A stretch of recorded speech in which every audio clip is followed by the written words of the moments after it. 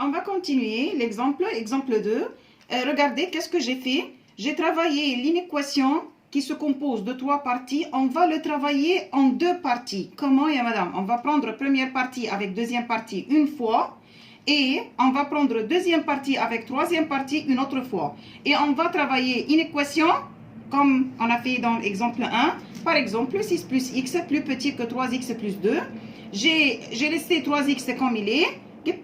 Qu'est-ce que j'ai fait? J'ai mis le plus x et bien sûr je changeais la place de x. Alors le x devient moins x. Ça va? Alors 3x moins x, ça fait 2x. Et j'ai mis les nombres dans la deuxième partie. 6 moins 2 est égal à 4. Et j'ai trouvé la valeur de x. Et voilà, x est plus grand que 2. D'après cette partie, la première partie, j'ai trouvé l'ensemble de solutions. X signifie que n'importe quel nombre plus grand que 2, c'est-à-dire plus grand que 2, c'est-à-dire 3, 4 jusqu'à l'infini plus. Alors j'écris l'ensemble de solutions sous la forme de l'intervalle comme on a expliqué maintenant dans exemple 1. Alors d'après cette partie, la première partie, l'ensemble de solutions c'est depuis 2 jusqu'à l'infini plus, et bien sûr les deux crochets sont ouverts parce qu'il n'y a pas égalité devant le 2 et plus infini est toujours ouvert. J'ai travaillé deuxième partie comme la première partie exactement. Maintenant, on a 2 ensembles de solutions. Ça ne va pas. Ça ne va pas qu'on trouve 2 ensembles de solutions de même inéquation. Qu'est-ce qu'on va faire avec les 2 ensembles? On va trouver l'intersection entre les 2 parties. La première partie depuis 2 jusqu'à l'infini plus. Deuxième partie qui commence depuis moins infini jusqu'à 6.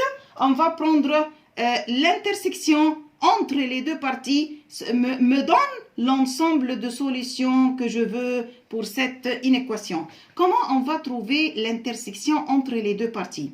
L'intersection entre les 2 parties, c'est-à-dire la première partie de la première ensemble, c'est-à-dire 2, et la dernière partie de la deuxième ensemble, c'est-à-dire 6. Et devant le 2, le crochet va être ouvert et devant le 6 va être fermé.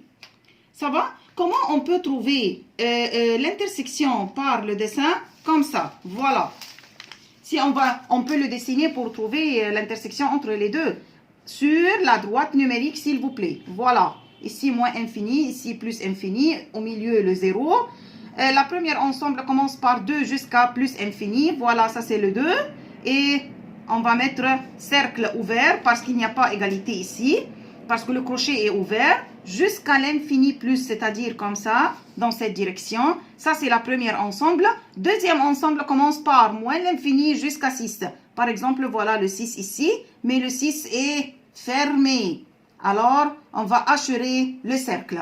Depuis moins infini jusqu'à le 6. Comme ça. La partie commune entre les deux, ça c'est l'ensemble de solutions que je veux. Regardez, la partie commune commence par 2 jusqu'à 6.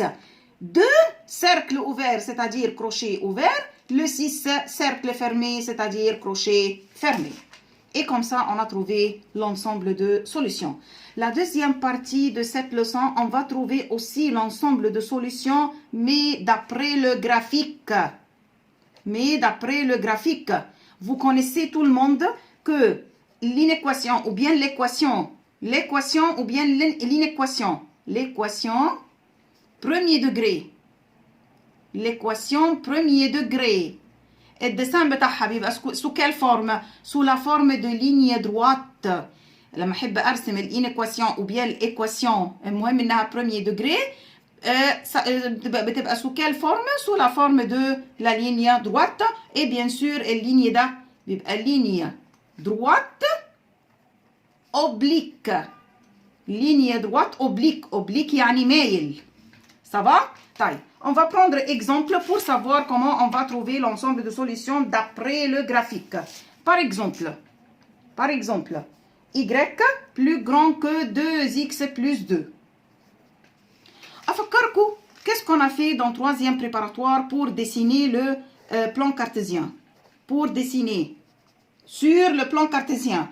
Pour dessiner sur le plan cartésien et premier secondaire, on a besoin